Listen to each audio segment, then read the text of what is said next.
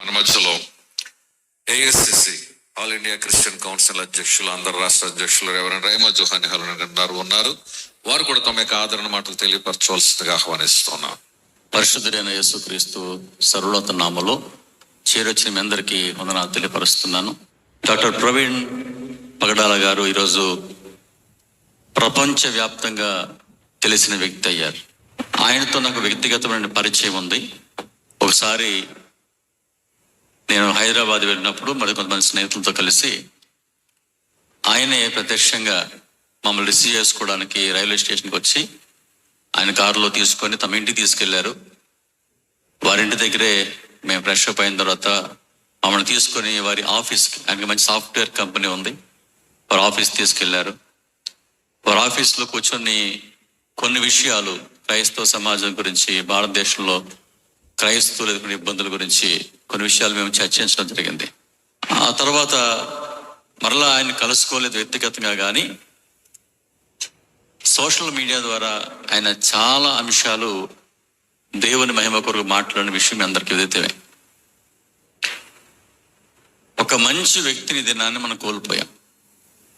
అయితే ఆయన మరణము దేవుని మహిమ కొరకే అని నేను నమ్ముతున్నాను.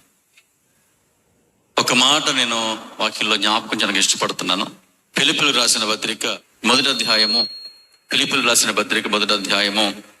18వ వచనం నుంచి కొన్ని మాటలు నేను చదువుతాను.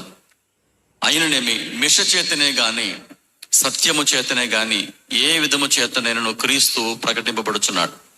అందుకు నేను సంతోషించుచున్నాను, ఇక ముందును సంతోషించును. మరియు నేను ఏ విషయంలోనూ సిగ్గుపడక ఎప్పటి వలనే ఇప్పుడును పూర్ణ ధైర్యముతో బోధించటం వలన నా బ్రతుకు మూలముగానైనా సరే, చావు మూలముగానైనా సరే, క్రీస్తు నా శరీరమందు ఘనపరచబడునని నేను మిగులు అపేక్షించుచు నిరీక్షించున్న ప్రకారము మీ ప్రార్థన వలనను యేసుక్రీస్తు యొక్క ఆత్మ నాకు సమృద్ధిగా కలుగుట వలన ఆ ప్రకటన నాకు రక్షణార్థముగా పరిగమించునని నేను ఎరుగుదును.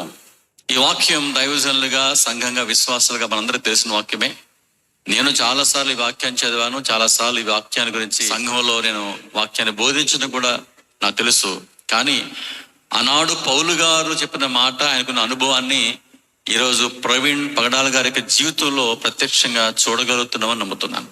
బ్రతుకుల్లోనైనా కానీ, చావులోనైనా కానీ దేవునికి మహిమ, దేవునికి ఘనత. ఈరోజు క్రైస్తవ సమాజంలో ఒక ఉజ్జీవాన్ని రగిల్చిందని చెప్పడంలో ఎటువంటి అతిశయోక్తి కూడా లేదు. ఆయన మరణం ద్వారా దేవునికి సువార్త మరింత విజృంభించింది. ఈనాడు క్రైస్తవ సమాజం మాత్రమే కాకుండా క్రైస్తవేతరులు అనేక మంది ఆయన ప్రసంగాలు వింటున్నారు, ఆయన మాటలు వింటున్నారు. వాటిని బట్టి వాళ్ళు తిరిగి స్పందిస్తూ ఉన్నారు. ఏ ఒక్కరికి ఇబ్బందికరం కాకుండా చెప్పాలంటే వాస్తవాలను మాత్రమే మాట్లాడే వ్యక్తి ప్రవీణ్ పగడాల గారు. ఆయన డిబేట్స్ మీరు చూసి ఉండొచ్చు. ఒకవేళ చూడకపోతే నా సలహా ఏంటంటే ఖచ్చితంగా ప్రవీణ్ పగడాల గారి సంబంధించిన ప్రతి వీడియో కూడా ఖచ్చితంగా చూడండి. క్రైస్తవ సమాజం చూడాలి, ప్రతి వీడియో కూడా చూడాలి. చాలా ఇంటలెక్చువల్ వ్యక్తి ఆయన, చాలా జ్ఞానయుక్తంగా సువార్త ప్రకటించడానికి దేవుడు ఎన్నుకున్న ఒక మంచి సాధనం. ఆయన మాటల్లో ఎక్కడ ఎదుటివారిని అవమానించే మాట ఉండదు, కానీ ధైర్యంగా వాస్తవాన్ని ప్రకటించే మాటలే ఉంటాయి. అది కఠినమైనదైనా, ఎదుటివారు అంగీకరించలేనిదైనా, తిరిగి సమాధానం చెప్పలేని విధానంలో సూటిగా మాట్లాడే వ్యక్తిత్వం ప్రవీణ్ పగడాల గారిది.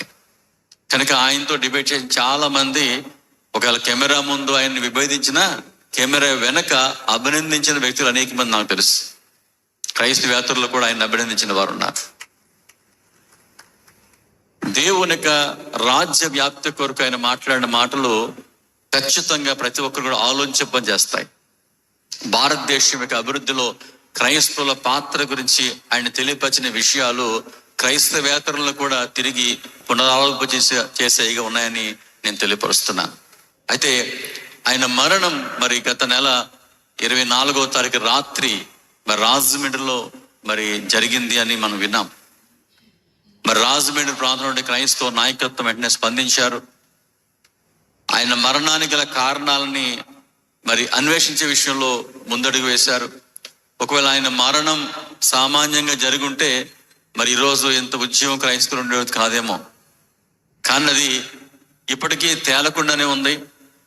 అది చూసిన వారు యాక్సిడెంట్ అనేది లాగా ఉన్నప్పటికీ కూడా మరి అక్కడ ఉన్న పరిస్థితి దానికి భిన్నంగా మనకు కనబడుతుంది. ఏమైనప్పటికీ ప్రభుత్వం వారు, పోలీస్ శాఖ వారు దాని మీద చాలా కసరత్తు చేస్తూ ఉన్నారు, ఇన్వెస్టిగేట్ చేస్తున్నారు. త్వరలోనే దానికి సంబంధించినటువంటి వాస్తవాలు వారు బయటికి తీసుకొస్తారని మేము నమ్ముతూ ఉన్నాం.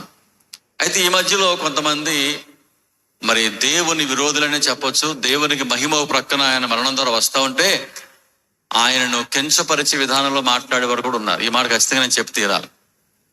మరి ఆయన గురించి పోలీసు వారికి తెలియకుండా, పోలీసు వారు చెప్పకుండానే, ప్రభుత్వ వారు చెప్పకుండానే కొంతమంది, కొన్ని మీడియా సంస్థలు, కొన్ని టీవీ సంస్థల వారు విరుద్ధమైనటువంటి భావజాలం కలిగి ఆయన మీద బురద జల్లే ప్రయత్నం చేస్తున్నారు. మనకు తెలుసు, చాలా రకాల వీడియోలు మనం సోషల్ మీడియా వేదికగా చూస్తున్నాం.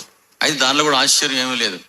యేసు ప్రభువును కూడా మరి సమాధిలో పెట్టినప్పుడు, ఆయన శిలువ మరణం అయిన సమాధిలో పెట్టినప్పుడు ఒక సంఘటన నేను జ్ఞాపకం చేస్తాను. అక్కడ జరిగింది. మత్తయి సువార్తలో ఈ మాట కూడా జ్ఞాపకం చేసిన మాటలు ముగిస్తాను. మత్తయి సువార్త 28వ అధ్యాయము 11వ వచనంలో చూస్తే, వారు వెళ్ళుచుండగా కావలి వారిలో కొందరు పట్టణంలోనికి వచ్చి జరిగిన సంగతులన్నీ ప్రధాన యాజకులతో చెప్పిరి. కాబట్టి వారు పెద్దలతో కూడి వచ్చి ఆలోచన చేసి ఆ సైనికులకు చాలా ద్రవ్యం ఇచ్చి, మేము నిద్రపోవచ్చుండగా అతని శిష్యులు రాత్రి వేళ వచ్చి అతనిని ఎత్తుకుపోయిరని మీరు చెప్పడి, ఇది అధిపతి చెవిన పడినలా మేము అతనిని సమ్మతిపరిచి మీకేమీ తొందర కలగకుండా చేతుకుని చెప్పరి. అప్పుడు వారు ఆ ద్రవ్యము తీసుకొని తమకు బోధింపబడిన ప్రకారము చేసిరి. ఈ మాట యూదులలో వ్యాపించి నేటి వరకు ప్రసిద్ధమైనది. యేసు ప్రభు మరణించినప్పుడు కూడా ఆయన తిరిగి పునరుద్ధరణే లేచాడు. ఆయన వాగ్దానం చేసిన రీతిలో, ముందుగానే తెలిపిన రీతిలో ఆయన సమాధిని గెలిచి, మరణాన్ని గెలిచి తిరిగి లేచాడు. అయితే అక్కడ ఉన్నవారు దుష్ప్రచారం చేయడానికి అనేక మంది డబ్బులు ఇచ్చి వాళ్ళతో ప్రచారం చేయించారట. ఏమనంటే ఆయన పునరుద్ధరణ అయ్యాడని ఎవరు నమ్మొద్దు, ఆయన శిష్యులు వచ్చి సమాధిలోంచి ఎత్తుకుని వెళ్ళిపోయారు కనుక ఆయన శరీరం ఏమైందో మాకు తెలియదు అని మీరు చెప్పండి, మీకు మేము డబ్బులు ఇస్తాం. ఒకవేళ ఎవరైనా అధికారుల వల్ల మీకు ఇబ్బంది అవుద్దేమో, ఇన్వెస్టిగేట్ చేస్తారేమో, మిమ్మల్ని శిక్షిస్తారేమో అని భయం మీకు లేదు, మాకు కొన్ని ఇన్ఫ్లుయెన్స్ ఉపయోగించి మిమ్మల్ని మేము కాపాడతామని వాళ్ళకి భరోసా ఇచ్చి వాళ్ళతో దుష్ప్రచారాన్ని ప్రజల మధ్యలో తీసుకువెళ్లారు. ఈరోజు డాక్టర్ ప్రవీణ్ పడాల్ గారి గురించి అలాంటి ఒక దుష్ప్రచారాన్ని ప్రజల్లో తీసుకువెళ్ళడానికి కొన్ని మీడియా సంస్థలు చాలా ప్రయత్నం చేస్తున్నారు. కానీ దేవునికి మహాకృప ఏంటంటే క్రైస్తవ సమాజం దాన్ని అంగీకరించడం లేదు. కాబట్టి చెప్పడం దీన్ని మహిమ పలుకుతాం. మనకు తెలుసు, ఒక దైవ యోజనుని పక్షాన్ని నిలబడవలసిన వారమైనా ఈరోజు క్రైస్తవ సమాజంలో ఒక గొప్ప ఐక్యత రావడానికి కారణమయ్యారు. నేను అనుకుంటున్నాను, మరి మా పెద్దల మధ్య, క్రైస్తవ నాయకుల మధ్య ఒక ప్రపోజల్ పెట్టాలని మేము ఆశిస్తూ ఉన్నాను. ఏంటంటే ఆయన మరణించిన దినాన్ని మరి మార్చి నెల 24 లేదా 25 మరి పోస్ట్ మార్టం రిపోర్ట్ లో వాళ్ళు చెప్తే తప్ప ఆయన 24 రాత్రే మరణించారా, 25 మరణించారా తెలియదు. ఏ రోజు అయినప్పటికీ ఆ రోజుని ద డే ఆఫ్ యూనిటీ అని ఒక ప్రకటన చేయాలని నేను కోరుతున్నాను. ద డే ఆఫ్ యూనిటీగా మరి క్రైస్తవ సమాజం మొత్తం దాన్ని ప్రకటించాలి. ఆ రోజును ఎవ్రీ ఇయర్ ఖచ్చితంగా ఒక యూనిటీకి సంబంధించిన ఒక సభను నిర్వహించడం ద్వారా మన ఐక్యతను చాటుతూ దేవుని మహిమపరుస్తూ ఆయనకి నివాళులు అర్పించాలని కోరుతున్నాను. వారి కుటుంబానికి ఆదరణ కలగాలని ప్రార్థన చేస్తున్నాను. ఈరోజు కేవలం శరీర సంబంధమైన వారి కుటుంబం మాత్రమే కాదు, ఆత్మ సంబంధంగా ప్రపంచవ్యాప్తంగా ఒక అద్భుతమైన కుటుంబాన్ని ఆయన సంపాదించగలిగారు. ఆ కుటుంబంలో భాగస్థులంగానే ఈ రోజు మనం ఈ ఆదరణ కూడా జరిగిస్తున్నాం. మన దినాన్ని ఎవరో టీవీలో ఒక ఆయన చెప్పాడు, కందక లేని దొరద కత్తిపేట కింద, కానీ ఆయన కుటుంబం ఆదరణ కూడా చేయకుండా ఎవరు పెడతాడు, ఎందుకు ఆదరణ కూడా చేస్తున్నారు అని కొంతమంది మాట్లాడడం నేను చూసి చాలా బాధపడ్డాను. అంటే ఆత్మ సంబంధాల జ్ఞానం లేని మాటలు అవి. ఎవరైతే మనసులో ఫీల్ అవుతారో ఈయన నా సహోదరుడు, ఈయన నా కుటుంబం, దేవుల్లో మేము ఒకటి అని ఎవరు ఫీల్ అవుతారో అలాంటి ప్రతి ఒక్కరు కూడా హృదయంలో గాయపడ్డారు, బాధపడ్డారు, మానసిక వేదనకు గురయ్యారు. ఈ దినాన్ని ఆదరణ కావాలి, అది దేవుని వాక్యం ద్వారా కావాలి.